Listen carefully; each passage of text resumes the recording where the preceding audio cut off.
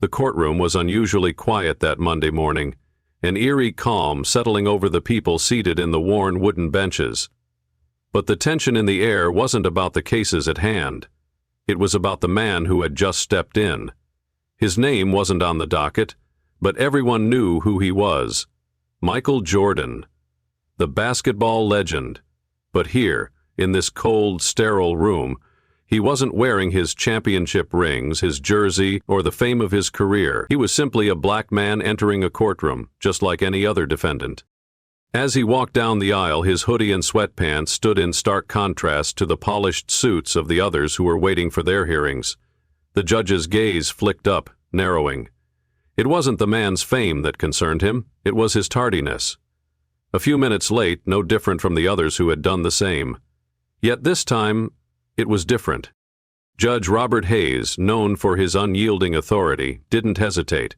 He eyed the clock, then the man. His voice cut through the silence, sharp and filled with disapproval.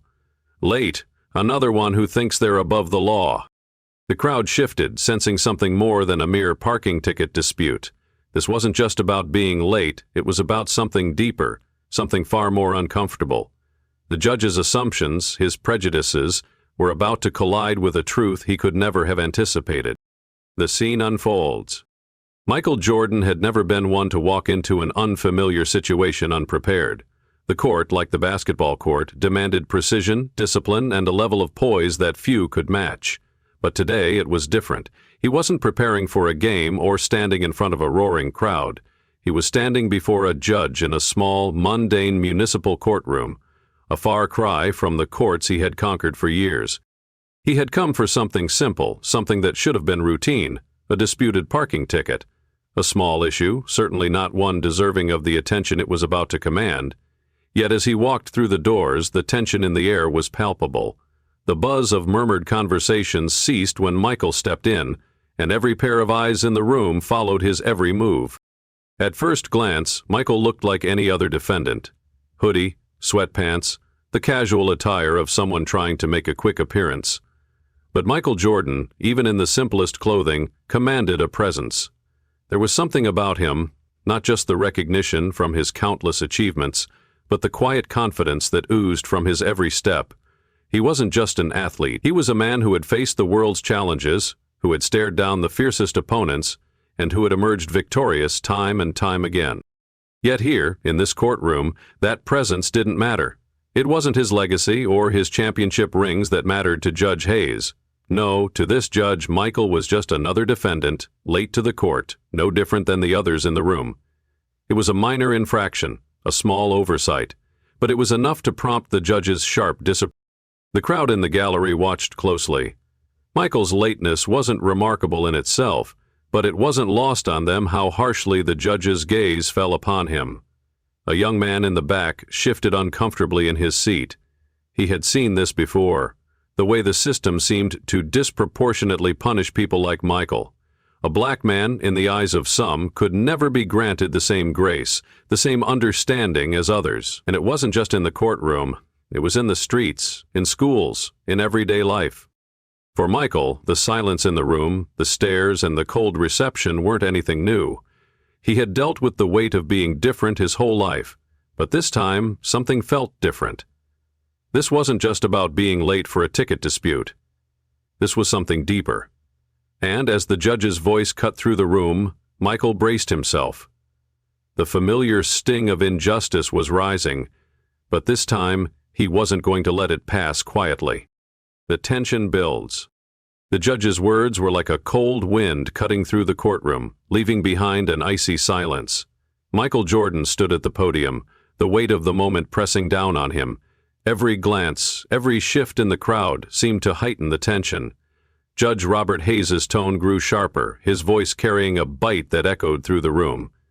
"You think your time is more important than this court's time?" he barked, his gaze fixed on Michael, as if trying to strip him of his dignity with every word. Michael felt the sting. The judgment was no longer just about being late.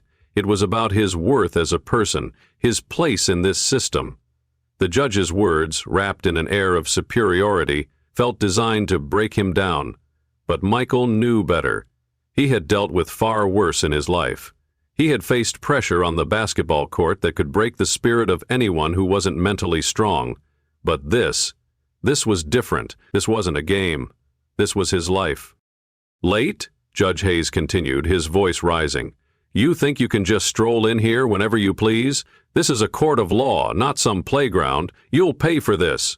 The words were not just a reprimand, they were a declaration of power, a silent statement that, in this space, Michael was less than, less important, less deserving of understanding. A subtle but undeniable message that his time, his place, was not to be respected. Michael's hands were clenched at his sides, but he held himself upright. His posture didn't waver, despite the heat that seemed to radiate from the judge's seat. He had learned long ago that there was no winning in this kind of battle. Not by engaging in anger, not by lashing out. The power lay in how you carried yourself, how you responded to the adversity that life threw at you. On the basketball court, he had mastered the art of control, of playing not just against the opposition but against the crowd, the pressure, the expectations. This courtroom, however, was an entirely different arena. But it didn't matter. The tension in the air was thick, palpable, almost suffocating. The judge's gavel hovered in the air as he continued his tirade, his voice growing louder, more forceful with every word. The people in the gallery shifted uncomfortably in their seats, some glancing nervously at each other, some staring directly at Michael. No one said a word, yet the unspoken solidarity was palpable. Michael's lateness was an offense, but the way he was being treated was something far more insidious. It was a moment that felt as though time itself had slowed down. The clock on the wall ticked in rhythm with Michael's heartbeat, steady but relentless. His mind flashed back to the countless times he had been underestimated, overlooked, or judged simply because of the color of his skin. This was another reminder, another moment where his identity would be questioned, where his worth would be diminished in the eyes of those who only saw him through the narrow lens of stereotype. But Michael wasn't backing down. He knew the game, and it was not one that would be decided by the judge's words or the court's procedures. It would be decided by his response, by how he stood up for himself and, by extension, for everyone who had been treated unjustly. His silence in the face of the judge's scorn was not submission. It was the kind of silence that held a power far greater than any gavel could wield. The reveal. The words hung in the air, heavy with authority, as Judge Hayes slammed his gavel down. $500 for contempt of court, he declared, his voice booming in the stillness of the room. The fine echoed like a thunderclap, the sound vibrating through the gallery. Michael Jordan stood still, his face impassive, but inside, a storm was brewing. The sting of the unjust treatment burned deeper than the fine itself. He had spent years building his career, earning respect, proving himself time and time again, not just as a basketball player, but as a person of integrity, discipline, and determination. Yet here, in this sterile courtroom, his worth was reduced to nothing more than a late defendant. A black man being punished for something as trivial as a few minutes. The fine, though a minor part of the legal proceedings, had become a symbol of the deeper injustice that ran through the veins of this courtroom. Michael's grip on the podium tightened. The power of the moment swirled around him. The tension was thick, like a wire drawn taut. For a moment, it felt as if time had stopped. The gallery was silent, watching, waiting. Michael could feel their eyes on him, some in sympathy, others in quiet judgment. But beneath the scrutiny, something else was brewing, an undeniable sense of resolve. He was Michael Jordan, the man who had faced down some of the toughest competitors in the world. He had faced countless challenges both on and off the court, but this felt different. This was not just about a parking ticket. This was about the system, the biases, and the deep-rooted assumptions that people like Judge Hayes held.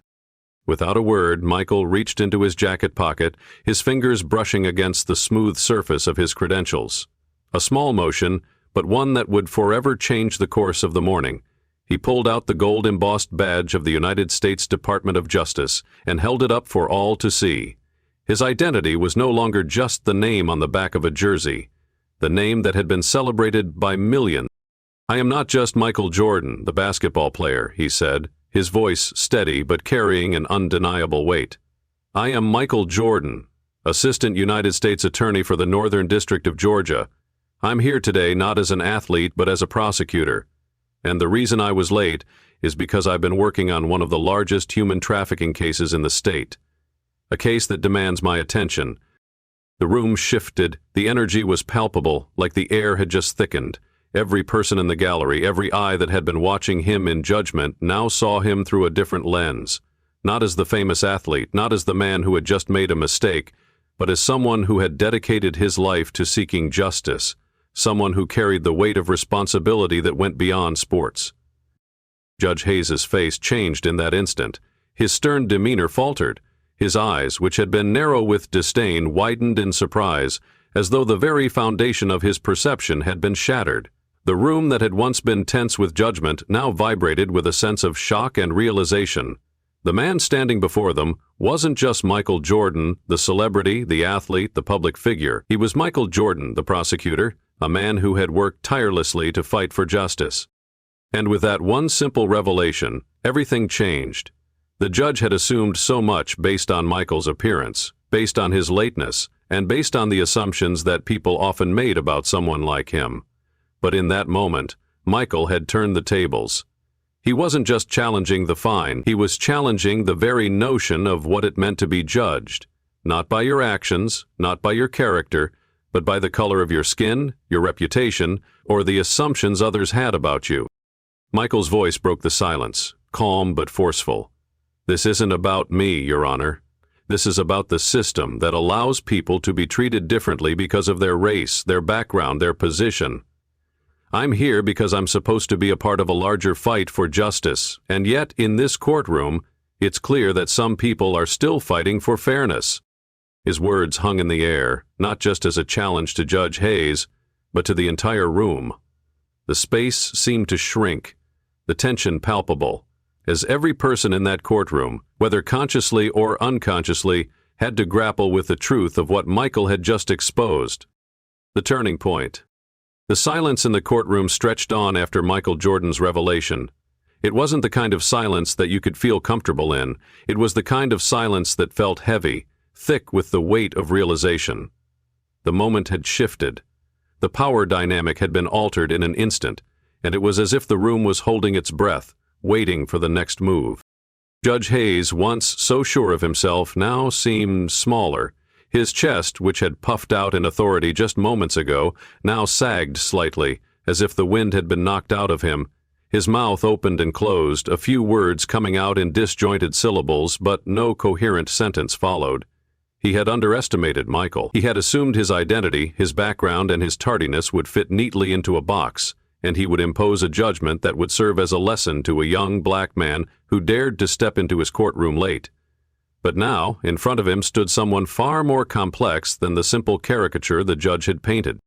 Michael stood tall, his gaze unwavering, even as the eyes of the courtroom bored into him. This was no longer just about a parking ticket or being late. It was about something far deeper, the way assumptions had been made, the way power had been wielded without question, the way people of color had been forced to constantly prove their worth, no matter how high they soared, no matter how much they accomplished. Michael had climbed the highest peaks of his sport, become a global icon, and yet, none of that had shielded him from the weight of prejudice when it mattered most.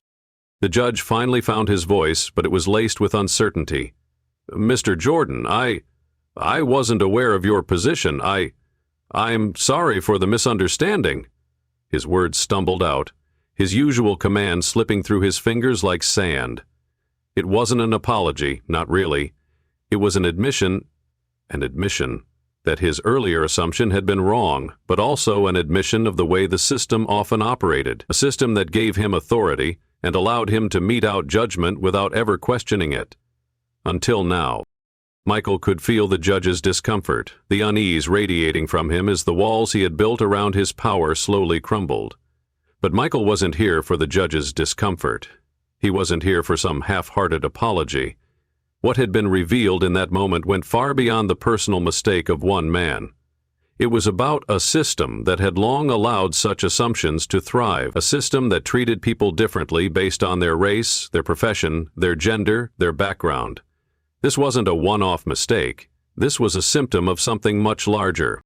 "I appreciate the apology, Your Honor," Michael said, his voice calm but carrying a weight that was hard to ignore. But the issue isn't just about me. It's not just about the fine. It's about what happens in this courtroom every day. It's about the assumptions you make, about who we are, where we come from, and what we deserve. It's about the way this system picks and chooses who gets respect, who gets the benefit of the doubt, and who gets a second chance.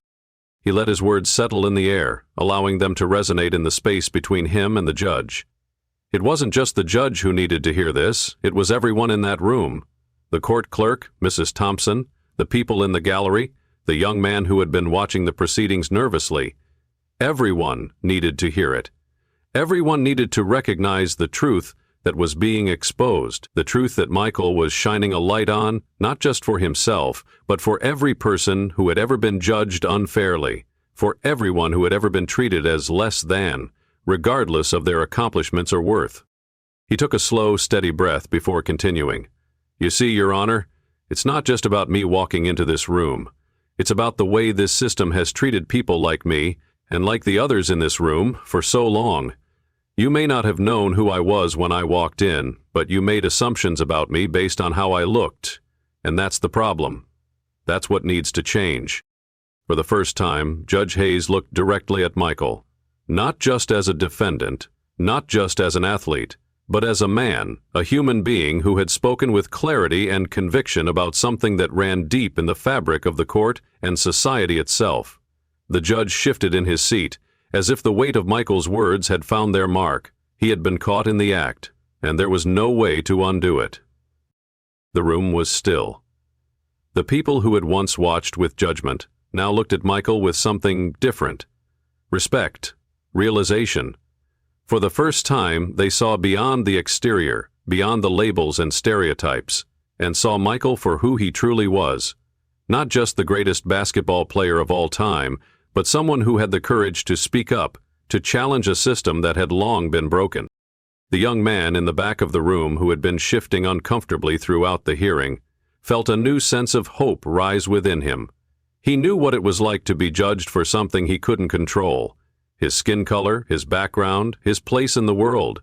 But here, in this courtroom, Michael Jordan had just shown him a different way, a way to stand up, to speak out, to demand that the system be held accountable. Michael wasn't just a symbol of success in basketball, he was a symbol of resilience, of the power of standing up for what's right, even when the odds seemed insurmountable. Judge Hayes's voice came again, softer this time, though still carrying the weight of his previous authority. I think we need to revisit this matter, not just for your case, Mr. Jordan, but for how we conduct ourselves in this courtroom moving forward. This can't be the way it is. Michael nodded. It wasn't enough, not yet, but it was a start, and that was all he needed, the beginning of change, not just for himself, but for everyone who had ever been silenced, overlooked, or treated as less than. In that moment, Michael Jordan wasn't just a man facing a fine. He was a man changing the course of a conversation that needed to happen. A conversation about equality, respect, and justice, and no gavel, no fine, no assumption could take that away from him. The resolution. The courtroom felt different now. The air was thick, charged with the kind of tension that comes when everything changes. The moments that followed Michael Jordan's words seemed to stretch out, as if time itself had decided to pause and allow for the weight of what had just transpired to settle into everyone's bones. Judge Hayes, who had once sat with an air of supreme authority, now sat quietly, his eyes unfocused, lost in thought. His gavel, once a symbol of power, lay in front of him, almost forgotten. The silence was almost unbearable, but it wasn't uncomfortable anymore. It was a silence of reflection, a silence that begged for introspection. People in the gallery, who had previously been silent witnesses to the unfolding drama, were now fully engaged, their eyes drawn to Michael. The young man in the back of the room, the one who had shifted uncomfortably earlier, was watching him with a new sense of respect. It was like Michael had given him permission to feel something that had been buried deep within. Hope. Hope that things could be different, that they didn't have to just accept the status quo, that they too could speak out. Michael stood calmly at the podium, his eyes fixed on the judge, but his mind was already far beyond the walls of the courtroom. He had been in situations where he was judged unfairly, where his abilities were underestimated. He had battled not just opponents but the world's expectations, but he had never faced anything like this. This was a system that had been designed to marginalize and diminish people like him, to make them invisible, even when they were giants in their fields. Today, he had exposed that system, and he wasn't going to let it slip away quietly. He could feel the weight of the moment, the collective gaze of everyone in the room. He could sense their expectations. It wasn't just about what happened next. It was about what should happen next. Change. Real change. Judge Hayes finally cleared his throat, his voice quieter now, stripped of its former bravado. "Mr. Jordan," he began, his words measured, "I'm not sure how to proceed. I wasn't prepared for this." There was no longer any pretense in his tone. He wasn't playing the role of the unyielding judge anymore. Instead, he seemed vulnerable, unsure, as if the world he had built around his courtroom had suddenly cracked and crumbled. Michael didn't flinch. He had been here before, not in a courtroom, but in moments when the world demanded change, when systems of power bent to the voices of those who refused to be silenced. He could feel the weight of history pressing down on him. This was no small matter. It wasn't about the fine. It wasn't about the parking ticket. It was about the way the world had been built. A world where people were treated differently based on their skin, their background, their perceived worth, and if Michael could change even one person's perspective, even one small part of the system, then it would all be worth it. "I'm not here to cause trouble, Your Honor," Michael said, his voice calm and unwavering. "I'm here to make sure that this injustice doesn't go unchallenged. This fine, this treatment, it's not just about me. It's about everyone who has ever felt less than, who has been treated as if their time, their worth, doesn't matter." The judge nodded slowly, his face unreadable, as if processing Michael's words. It wasn't an apology, it wasn't an easy fix, but it was a beginning. Michael could see it in the judge's eyes. The recognition, the understanding that this wasn't just a matter of personal offense, but a matter of systemic bias that reached beyond this case, beyond this courtroom. The gallery was still, but the young man in the back of the room stood up, slowly. His eyes were on Michael, his face filled with determination. He didn't say anything, but his silent gesture spoke volumes. It was a moment of solidarity, a recognition that Michael's stand wasn't just for him, it was for everyone who had ever been silenced, overlooked, or treated unfairly. Michael allowed himself a brief, quiet smile. It wasn't a smile of triumph, it was a smile of understanding. He had done what he came here to do. He had shown them what true strength was, not in fighting back, but in standing tall, in using his voice to make the world see the truth that many had been too blind to acknowledge. Judge Hayes, after what felt like an eternity, spoke again, but this time there was a shift in his tone. "I will not dismiss the fine simply because of who you are, Mr. Jordan. That would only reinforce the very bias I've been accused of.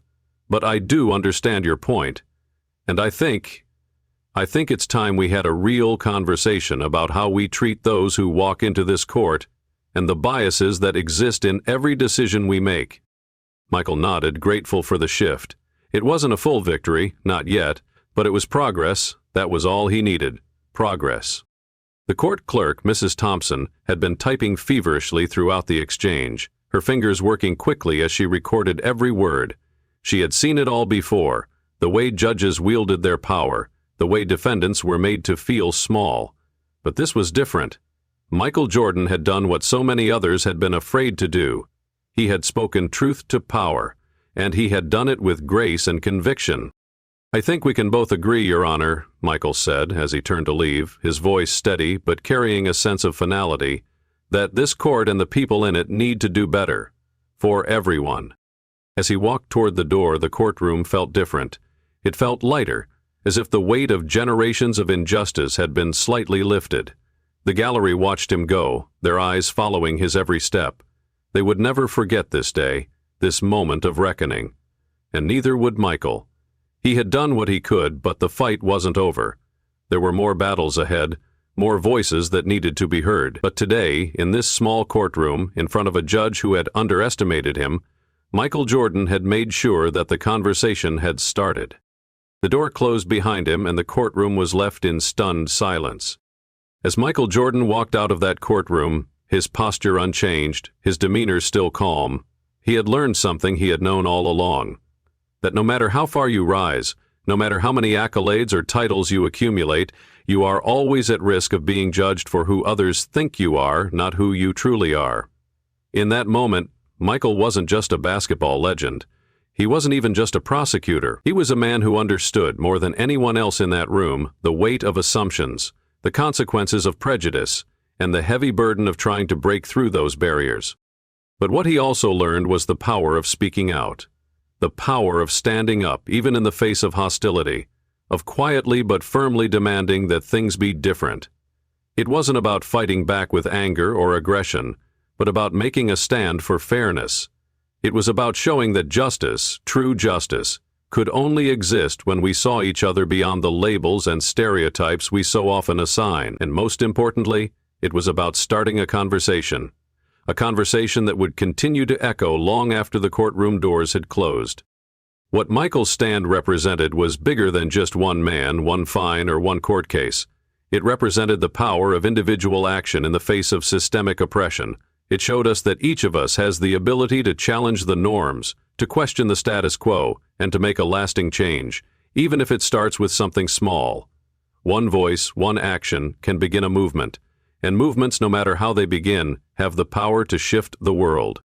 The true lesson here is that courage doesn't always scream. It doesn't always demand attention. Sometimes it's quiet.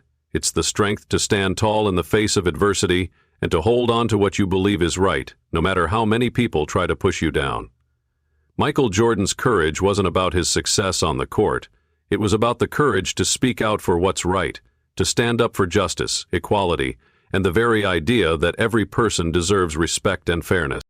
If you've been moved by Michael's story today, if you too have ever felt overlooked or judged based on your skin, your background, or your identity, I encourage you. If this message resonated with you, I invite you to subscribe to our channel for more. And don't forget to leave a comment below. Share your thoughts, your experiences, and your own reflections on the lessons learned from Michael Jordan's stand today. We want to hear from you. How can we all take action in big and small ways to make the world a more just and equal place? Your voice is just as important as Michael's, and together we can create the change we need. Hit that bell icon so you never miss a new story. Let's keep the conversation going. Together, we can make a difference.